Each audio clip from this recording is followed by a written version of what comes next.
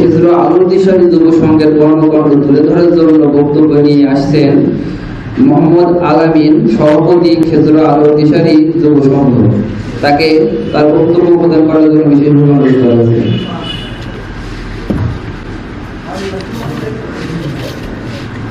বিসমিল্লাহ আলহামদুলিল্লাহ والصلاة والسلام على رسول الله وعلى آله وصحبه أجمعين। তরুণ পথের তরুণ দল খেজুরা গ্রামের এক ঝাঁক নম্র ভদ্র শিক্ষিত তরুণ এবং যুবকদের দ্বারা গঠিত সম্পূর্ণ অরাজনৈতিক সামাজিক সংগঠন খেজুরা আলোর দিশারি যুব সংঘ কর্তৃক আয়োজিত খেজুরা গ্রামের কৃতি সন্তান চাকরিজীবী সম্মাননা স্মারক ক্রেস প্রদান অনুষ্ঠানে উপস্থিত আছেন আজকের এই অনুষ্ঠানের সম্মানিত প্রধান অতিথি, অত্র এলাকার সর্বজন শ্রদ্ধেয় ব্যক্তিত্ব, বিশিষ্ট সমাজসেবক জনাব সিদ্দিক আহমেদ জোয়াদ্দার। বিশেষ অতিথি হিসাবে আসন অলঙ্কৃত করেছেন খেজুরা গ্রামের কৃতি সন্তান বিশিষ্ট চিকিৎসক ডাক্তার মার্টিন হীরক চৌধুরী। উপস্থিত আছেন আমাদের প্রজন্মের অনেকেই, যেনাকে চেনেন না তিনি আমাদের গ্রামের সন্তান। বিশেষ অতিথি প্যানেল নির্বাচন নিয়ে যখন তার নাম প্রস্তাবনা করি, অধিকাংশ ছেলেরা আমাদের চিনতে পারেন নাই। আমাদের গ্রামেরই সন্তান, ঐতিহ্যবাহী জীবননগর ফাজিল ডিগ্রি মাদ্রাসার সম্মানিত অধ্যক্ষ আব্দুল খালেক সাহেব। উপস্থিত আছেন ঐতিহ্যবাহী খেজুরা সরকারি প্রাথমিক বিদ্যালয়ের সম্মানিত সুযোগ্য প্রধান শিক্ষক জনাব নাজমুল হক স্যার।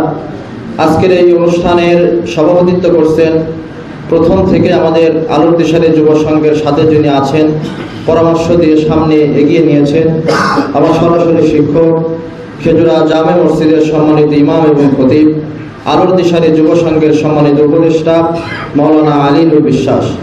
সামনে ভূমিষ্ঠ আছেন খেজুরা গ্রামের এক ঝাঁক মেধাবী শিক্ষিত কৃতি সন্তানেরা, যারা বাংলাদেশের বিভিন্ন প্রান্তরে বিভিন্ন সেক্টরে সুনামের সাথে কর্মরত আছেন। সকলকে খেজুরা আলোর দিশারি যুব সংঘের পক্ষ থেকে আন্তরিক মোবারকবাদ এবং সশ্রদ্ধ সালাম। আসসালামু আলাইকুম ওয়া রাহমাতুল্লাহি ওয়া বারাকাতুহু। খেজুরা আলোর দিশারি যুব সংঘ সম্পূর্ণ অরাজনৈতিক একটি সামাজিক সংগঠন। 3 স্তর বিশিষ্ট সাংগঠনিক কাঠামোয় বর্তমান আমাদের সদস্য সংখ্যা 70 জন। সামাজিক সংগঠনের প্রয়োজনীয়তা কি, অনেকেই এরকম প্রশ্ন থাকতে পারে।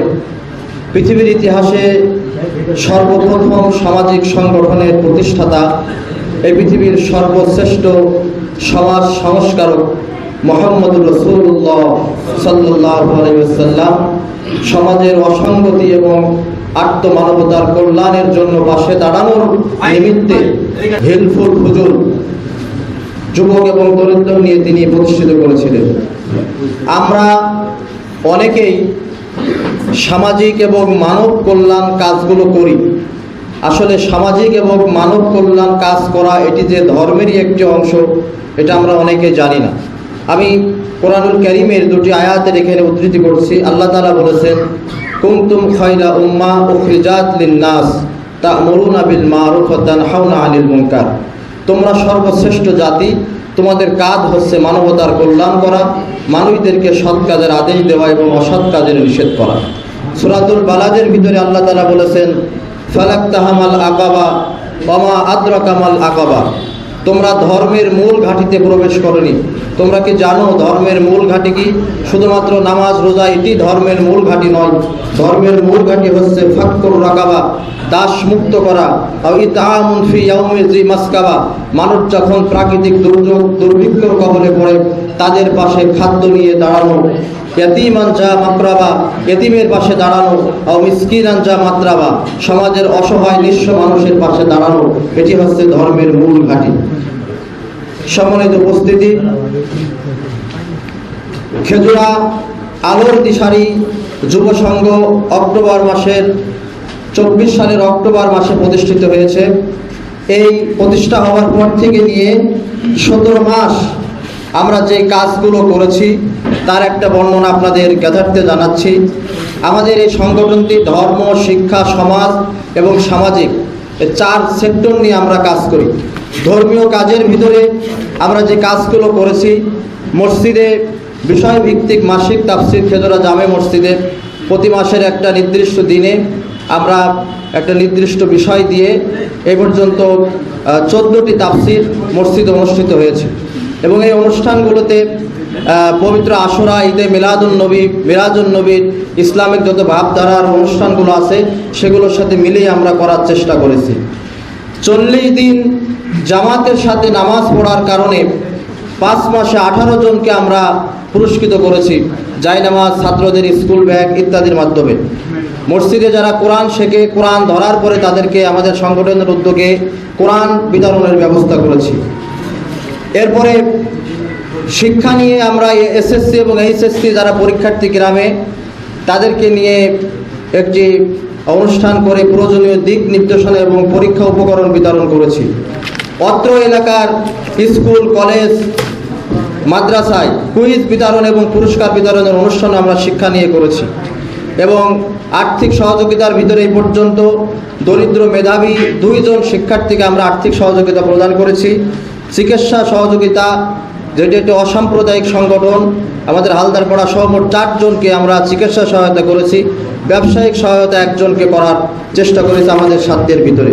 প্রকাশনের ভিতরে আমরা চাবির রিং, সংগঠনের নামে কলম এবং এবছর খেজুরা জামে মসজিদের ছবি দিয়ে একটি বাৎসরিক 1 পাতার ক্যালেন্ডার আমরা তৈরি করেছি।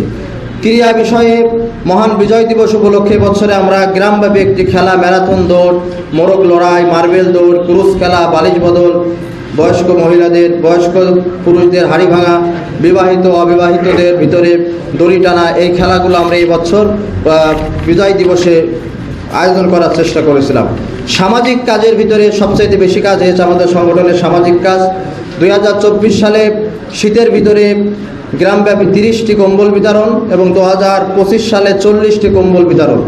2 নম্বরে দরিদ্র, নিম্ন এবং বিধবা অসহায় পরিবারের মাঝে ইফতার ফুড প্যাকেজ, কাঁচা ইফতার, 1 কেজি ছোলা, 1 কেজি চিড়া, 1 কেজি মুড়ি, 1 কেজি আখের গুড়, 1 কেজি খেজুর, এভাবে 2025 সালে 58টি পরিবার এবং 2026 সালে 79টি পরিবার খেজুরা নগরকান্দি মিলে আমরা এবছর বিতরণ করেছি।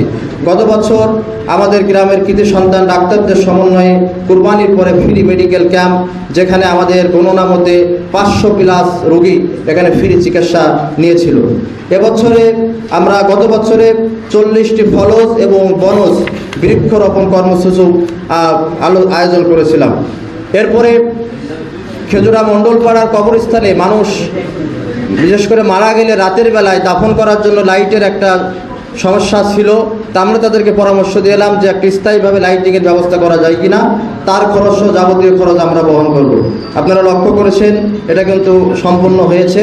রাতের বেলায় কেউ মৃত্যুবরণ করলে দাফন করার জন্য লাইটিংয়ের সমস্যা ইনশাল্লাহ এখানে আর হবে না। সর্বশেষ যে প্রোগ্রামটা আজকে আপনাদের নিয়ে করছি, আমাদের খেজুরা গ্রামের সমস্ত চাকরিজীবীদেরকে এক ব্যানারে আনার চেষ্টা করেছি। আমাদের আজকের এই অনুষ্ঠানটি করার প্রধান উদ্দেশ্য 3টি। প্রথমত, আমাদের প্রজন্মে যারা আছে জুনিয়ররা, এখানে এমন অনেক সিনিয়র ব্যক্তিত্ব আছেন যারা আমাদের প্রজন্মের অনেকেই চেনে না, তাদের তথ্যগুলো আমরা অ্যাড করার চেষ্টা করেছি এবং আমাদের সংগঠন পরিচিতি বইয়ের শেষে যাদেরকে আমরা ক্রেজ প্রদান করেছি তাদের প্রত্যেকের নাম, কর্মরত প্রতিষ্ঠান, মোবাইল নাম্বার এগুলো আমরা অ্যাড করে আপনাদের হাতে দেওয়ার চেষ্টা করেছি এবং একটি খেজুরা চাকরিজীবী ফোরাম নামে একটি হোয়াটসঅ্যাপ গ্রুপও খোলা হয়েছে। গ্রামের সার্বিক পরিস্থিতি, কেউ মৃত্যুবরণ করলে সে সংবাদগুলো আপনারা সেই গ্রুপ ইনশাল্লাহ দেখতে পাবেন। 2 নম্বর উদ্দেশ্য আমাদের আজকের এই অনুষ্ঠানের, আমরা জীবন ও জীবিকার তাগিদে বিভিন্ন জন বিভিন্ন কর্মক্ষেত্রে নিয়োজিত আছি। বছরে হয়তো বা 2 দিন 3 দিন গ্রামে আসার আমাদের সুযোগ হয়। আমাদের আল্লাহ কার কোন হালতে মৃত্যু দেবে, কার কিভাবে মরণ হবে আল্লাহই ভালো জানেন। যখনই আমাদের মৃত্যু হোক, আমাদের জন্য ইমানের হালতে মরণ হয়, আমরা এই দোয়াই করি। আমাদের যেখানে মৃত্যু হোক না কেন, আমরা গ্রামের সন্তান হিসাবে আমাদের লাশ বাস্তবতা এটাই কঠিন আমরা যদি বাইরে মৃত্যুবরণ করি, লাশ থাকবে রাস্তার ভিতরে, আমাদের গ্রামবাসী এখানে দাফন করার জন্য কবর করার কাজে ব্যস্ত হয়ে যাবে। এমনটা কিন্তু হয় না, লাশটা আগে গ্রামে আসুক তারপরে দাফন করব, এটাই বাস্তবতা। তা আমরা এই গ্রামবাসী, আমরাই যেই মৃত্যুবরণ করুক, সুখে দুঃখে তারাই পাশে দাঁড়াবে, দাফন কার্যে শরিক হবে, দোয়ায় শরিক হবে। তা আমরা চাই আমরা যাতে সকলে ঐক্যবদ্ধভাবে গ্রামের সামাজিক, সেবামূলক এবং উন্নয়নমূলক কাজে আমরা পরস্পরের সহযোগিতা করতে পারি।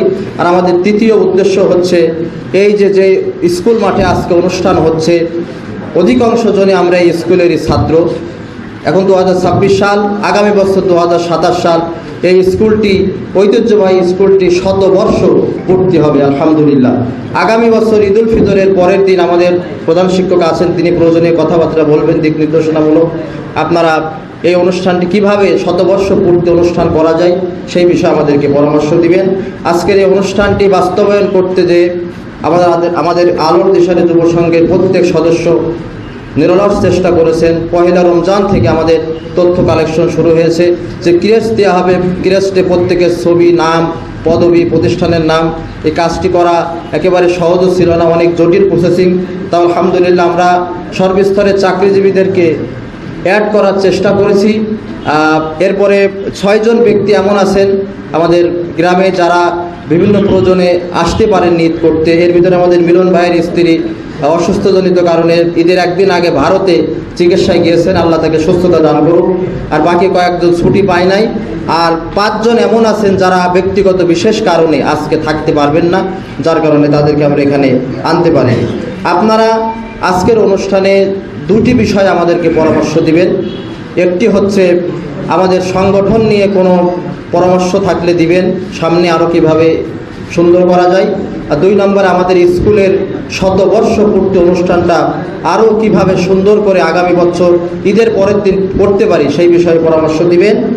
আর এই অনুষ্ঠানটি বাস্তবায়ন করতে যে যদি আমাদের কোনো ভুল ভ্রান্তি হয়ে থাকে, কিছু মুদ্রণ ত্রুটি, বানানের ভুল যদি কিছু থেকে থাকে, আমাদের অনাকাঙ্ক্ষিত ভুল, প্রিন্টজনিত ভুল, এই জন্য আপনারা একটি ক্ষমা সুন্দর দৃষ্টিতে দেখবেন। আমি সকলকে আন্তরিকভাবে মোবারকবাদ এবং ধন্যবাদ জানাচ্ছি। আমরা আপনাদের সন্তান বা ছোট ভাই হিসাবে আপনাদেরকে ডেকেছি। আপনারা ঈদের পরের দিন সকলেই ব্যস্ত, মহামূল্যবান সময় আমাদেরকে দিয়ে আমাদেরটাকে সাড়া দিয়েছেন। এজন্য খেজুর আলোর দিশারি যুব সংঘের পক্ষ থেকে সকলকে আন্তরিক ধন্যবাদ জানিয়ে আমার বক্তব্য এখানে শেষ করছি। আসসালামু আলাইকুম ওয়া রাহমাতুল্লাহি ওয়া বারাকাতুহু।